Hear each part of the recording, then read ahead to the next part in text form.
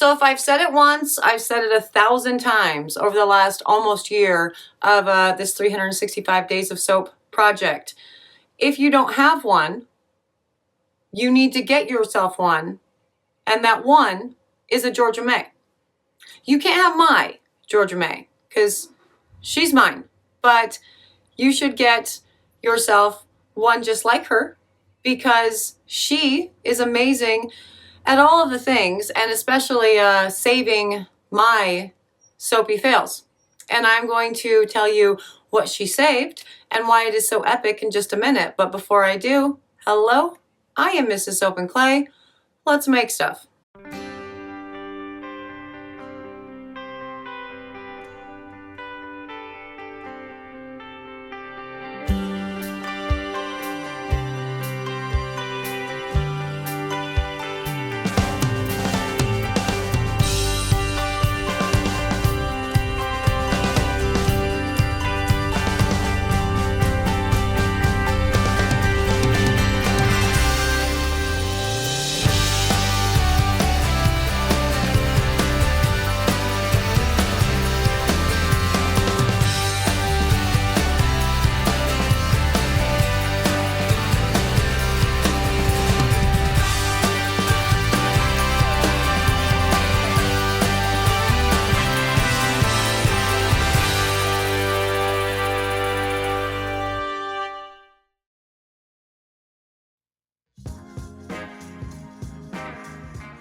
How's it going, sudsers? Welcome back to the channel. You are at Soap and Clay, where we make all the soapy things, and you are here for day 348 of 365 days of soap.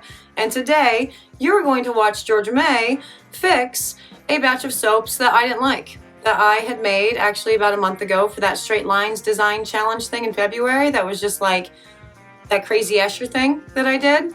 And my first attempt at that was actually a pretty big fail, and I did not like it. The scent was, there, and it was good, and it was a thing, though, and the bars themselves, they performed really well. Beautiful lather.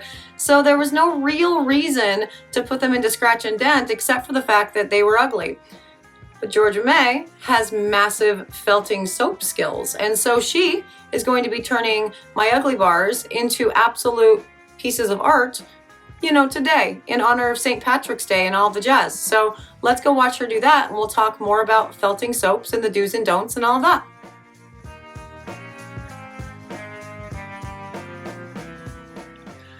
So a few weeks ago, I did a straight lines design, and that was the one that I hated.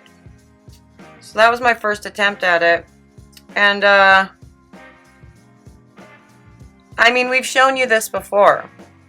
Even when I fail at soaps, I still show you the fail, but I show you the fail in the form of the Soaprentice fixing the fail, usually with, things like felted soaps. So that's what we're doing today.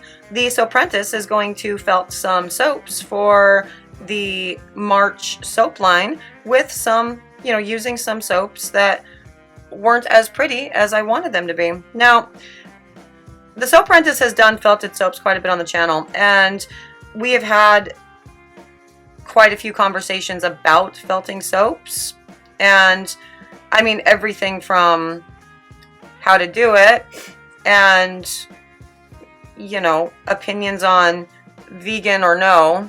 And obviously, like at the outset, like, it's not vegan. I'm not confused about that, but I've had sort of conversations with vegans about using using wool, and it's been very fascinating. I never really hold too firm of an opinion, and I think you guys are probably aware of that by now. I don't really hold too firm of an opinion on anything. Like, really on anything. I listen to and collect information from, other people, and then maybe form opinions after that. But I have had pretty much a very steady, just a 50-50 split down the middle of vegans who are fine with using wool, felting wool, or whatever, and still being, considering that fine within their lifestyle. And I have had vegans who say no, that won't hit my lifestyle at all. And those are also the ones that don't wear wool sweaters, even if you're collecting it from, even if you're getting them, you know, in second use stores. I mean, whatever. And so that's all great. And I don't actually think there's a right or a wrong answer for any of that. Like, you have to do what makes sense within your own world, as far as the impact on the world and what is important to you. And you can't be expected to be, you know, 100% conscious of all of it, because that's a very impossible thing to do in today's day and age. I mean, like another example of that would be, you know, not doing GMO food, which is great, and, you know, only going natural and organic for your foods, but then wearing like throwaway clothes from like Forever 21 or, you know, whatever. And so I don't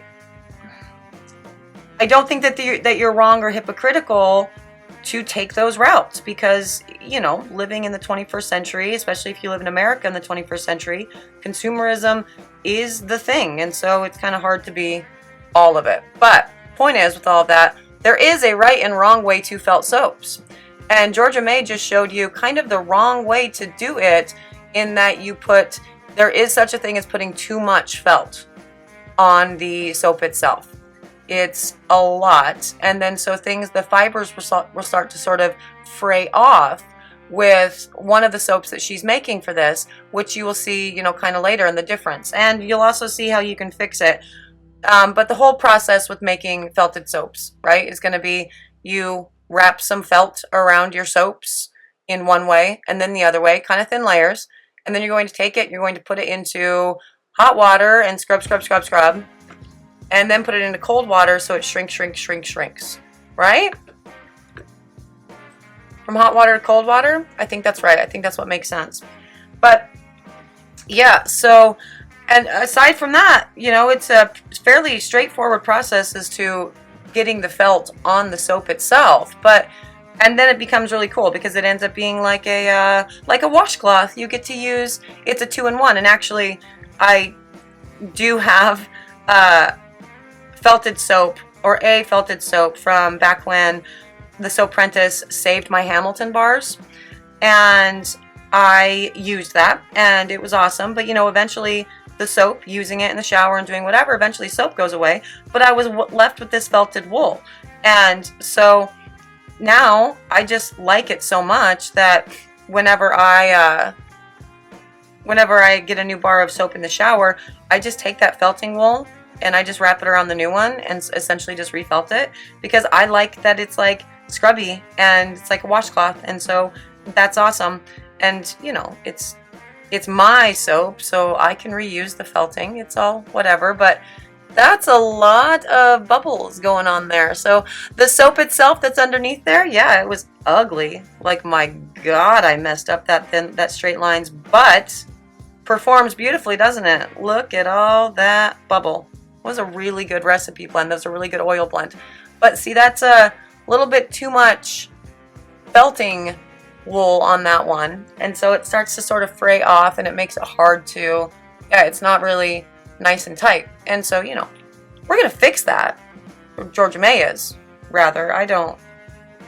This is why I have a Georgia May. I don't do this. But yeah, that's a sign of a little bit too much felt on the soaps, and so she probably should have cut that amount in half, and it would have been absolutely delightful. But, you know, she's gonna show you some more stuff, you know, right now, and maybe how to fix it. I don't know. Let's go check that out.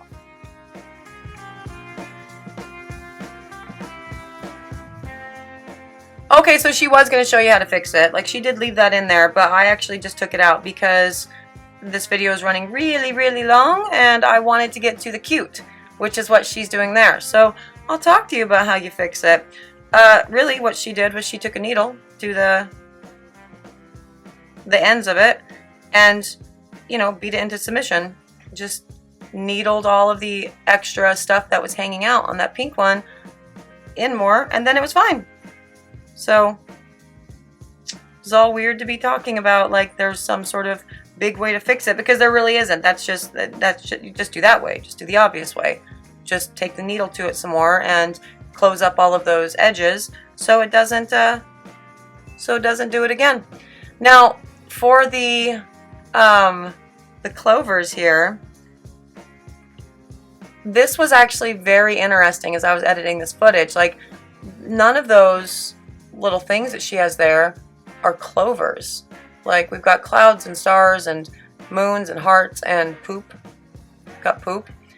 But she's using the hearts as her guide to make the clovers, which is cool. Like, I can totally get behind that, right?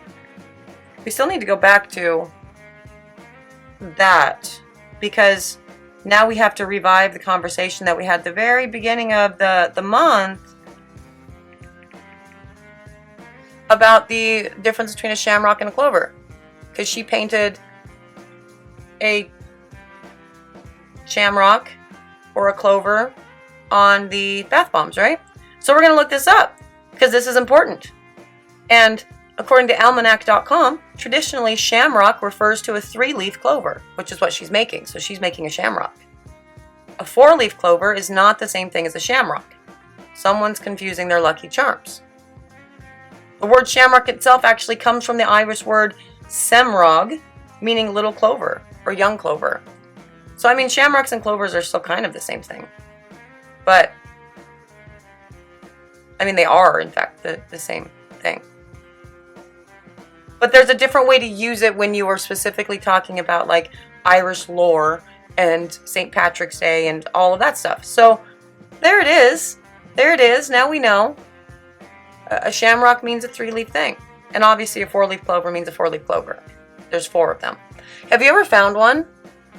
I spent so long as a child, because we would get clover growing in our front yard, and I would go out there before anyone took the stuff to it to make them go away, and I would just look through all of the looking for a 4-leaf clover, and I never found one. Like, not ever. Not one time did I ever find a 4-leaf clover. I have never found one. Is that something that you can actually do? Like, and now I want to know. I'm sure somebody has ran the numbers on it. Oh, of course. According to SmithsonianMag.com, as Scientific American explains, around 1 out of 10,000 clovers have 4 leaves. Wow, see? Around 200 clovers can be found in a 60 square centimeter plot of clover-growing grass or field, which means on average a space of about 1.2 square meters should contain a 4-leaf clover. And I never found one. Like, not ever. 1 out of 10,000? Surely I looked through 10,000 of them in my childhood. That was just totally a thing. Every like March, I would do that. I would get into the whole, 4-leaf clover, whatever. And I would, oh my God, there are actual videos on YouTube about the best ways to find a 4-leaf clover. You guys, this is freaking insane. Like, the internet is such an amazing place. It never ceases to just, shock me. Mostly just shock me. Most of the time these days, the internet is just shocking to me. But, like, oh my God, there's a video for everything. That tickles me pink. You know what else tickles me pink is this beautiful, like, literal rainbow of soaps that she put out there for this. Like, she did a little rainbow because it's March, St. Patrick's Day, all the things. Like, it's right. She did that on purpose. She's awesome. Like, look at her. And her needling skills, I guess we should talk about, just in case you don't know what felting soap is. We've done a lot of videos, and I think I've linked all of them in this video by now.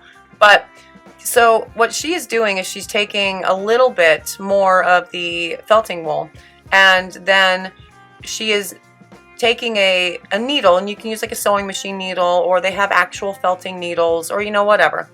And she is essentially piercing into the soap to really push the fibers of the felting wool itself down into the soap to get it to adhere and to stick. And so it actually freaking, like the design and everything, it stays in its little felted awesomeness through use, shower use, you know, whatever. Going back to the aforementioned Hamilton bar, Hamilton is still on my freaking soap. Like, I just stretch out the felting wool that was left behind after using the soap onto a new bar of soap, wrap it around, and do the thing, and Hamilton is still there. So it's like I'm always soaping with the Hamilton bar, which is amazing because Hamilton is life, but not Irish. He's Scottish. And, you know, so is Mr. Soap and Clay's family. So it all works out. There's a lot of reasons I like Hamilton, and it's not just because of Lin-Manuel Miranda. I liked Hamilton before. But, you know, now, because I'm so obsessed with Hamilton, the show, and the soundtrack, and all of the things, that now it's kind of problematic because I look at all of our founding fathers, or I'm reading about any of our founding fathers, and I actually see the characters that played them in Lin-Manuel Miranda's Hamilton. Like, I'm just, oh, she did a 4-leaf clover, guys. Look at that. She did a 4. That's cool. That wasn't what she did the first time, right? No, she totally had a 3 before. That's cool. So she's making clovers and shamrocks. See? That's awesome. And that's actually cute. I wonder if she did this as the only one that she ended up doing as a 4-leaf clover. So it can be like the lucky one. And so whoever gets this one gets the luck that 4-leaf clovers bring. Like, is that... I think she probably did that on purpose. That's delightful. Wow, that's crazy. Wow. I love that. And now for this last little bit, she's just going to, you know, just take a little bit of felting wool and get it kind of deep down into the soap itself, because she has quite a bit of, did you see how much felting wool she put out there? It's kind of a lot. So if you're wondering how deep to puncture, kind of deep. And the more that you do your little sewing machine needling thing, you can get more, you know, felting wool into it, which is cool. I'm sorry, every time I watch her do this, I just totally think of like a biopsy, because it's kind of triggering for me, because I've had one of those guys, and that was basically what they did on my neck. That was not fun. But yeah, no, I mean, it's soap, so it's not painful. It didn't hurt. I'm super geeking out over the fact that she did 4.